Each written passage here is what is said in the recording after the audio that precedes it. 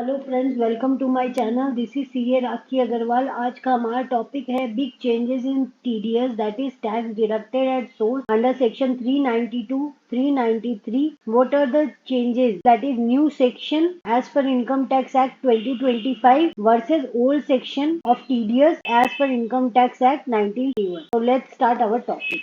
New structure under Income Tax Act 2025. तो new income tax structure आया है, new income tax structure under the income tax act 2025 और old income tax structure under income tax act 1961 का आज हम लोग क्या टीडीएस का चेंजेस है, क्या क्या सेक्शन वाइज चेंजेस है, today we are going to discuss. तो some of the sections today I am going to discuss. Like new structure में न्यू इनकम टैक्स एक्ट 2025 में सेक्शंस को एक साथ कर दिया गया है। पहले सेक्शन स्कैटर्ड वे में थे, अलग अलग सेक्शंस थे, अब सारे सेक्शंस को मर्ज कर दिया गया है in one section under the income tax act 2025। Under income tax act 1961 there are lots of sections related to TDS, पर इनकम टैक्स एक्ट 2025 को सारे सेक्शंस को मर्ज करके एक सेक्शन बना दिया गया है और टेबल्स में उसको कन्वर्ट कर दिया गया है। मतलब एक सेक्शन एक ही है पर उसको टेबल वाइज क्लॉज वाइज दे दिया गया है। पर ओल्ड एक्ट में क्या था, different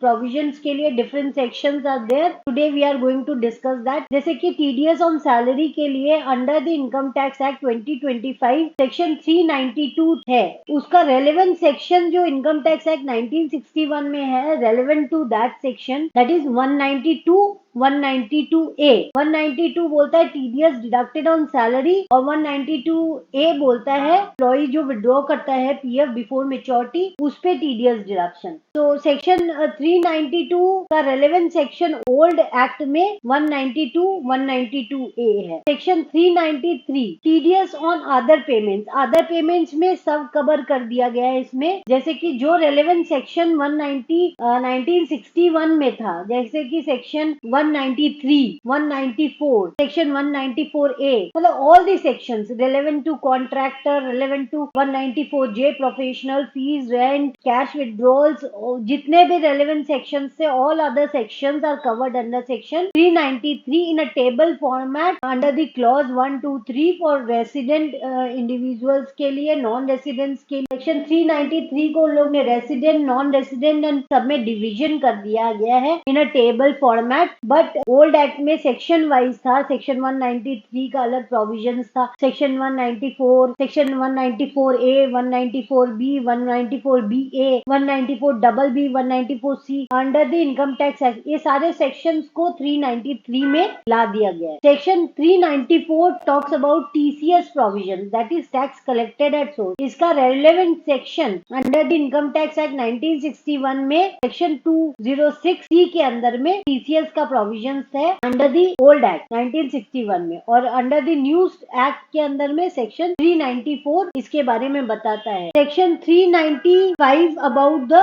certification issues on TDS, इसका relevant section under the old act के अंदर में सेक्शन 197 है। सेक्शन 396 अबाउट द, तो मान लीजिए कि TDS deducted at source shall be deemed to be an income receive by the SSC. So TDS deducted को मान लिया जाएगा income under the new act के अंदर में, न्यू एक्ट 2025 के अंदर में सेक्शन 396 इसके बारे में बताता है। Section 198 regarding this under the old act. Section 397 about the compliances and reporting as per the new act 2025। Section 206AA, section 206AB under the Income Tax Act 1961. Section 398 that is consequences of failure to deduct or pay or collect taxes. Section 201 talks about this. Section 206A, Section 206C, Clause 7 regarding the consequences of failure to deduct tax or pay or collect or pay under the old act. New act के अंदर में Section 398 बोलता है इसके बारे में। Section 400 of the Income Tax Act 2025, power of central government to relax provisions of these chapters. इसका relevant section under the old act के अंदर में, old act 1961, that that is section 119 बताता है इसके बारे में, power of central government to relax provisions of this chapter. Section 401 talks about bar against direct demand on the SSC. इसका relevant section under the old act है section 205, इसका relevant section है। Interpretation भी हम लोग पढ़ेंगे, जानेंगे under the income tax act जब हम लोग सेक्शन वाइज टीडीएस को डिस्कस करें। Practical changes effective from 1 April 2026। TDS में क्या प्रैक्टिकल चेंजेस है? New section number to be mention while making challan, क्योंकि टीडीएस का एप्लीकेबिलिटी, जो कंप्लायंसेस का एप्लीकेबिलिटी है वो इफेक्टिव हो जाएगा with effects from 1 April 2026 by following new act for TDS and advance taxes. इस साल का 26-27 फाइनेंशियल ईयर का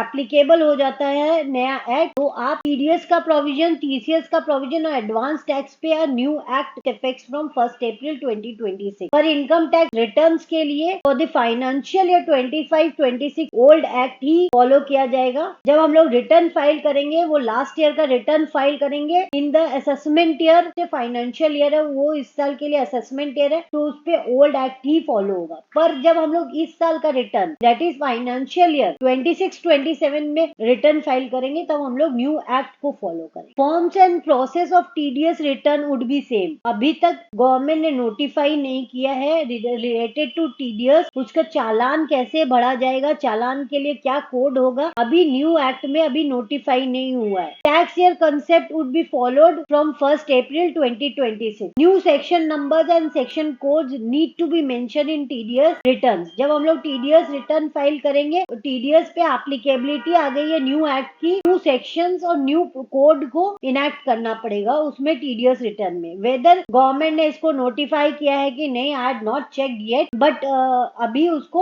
while filing TDS returns new sections and code is to be mentioned. New section number to be mentioned while making challans for TDS. TDS चालान भी while making the payment, so new section code is to be mentioned. Thanking you for watching my video. If you like, please share, subscribe my channel.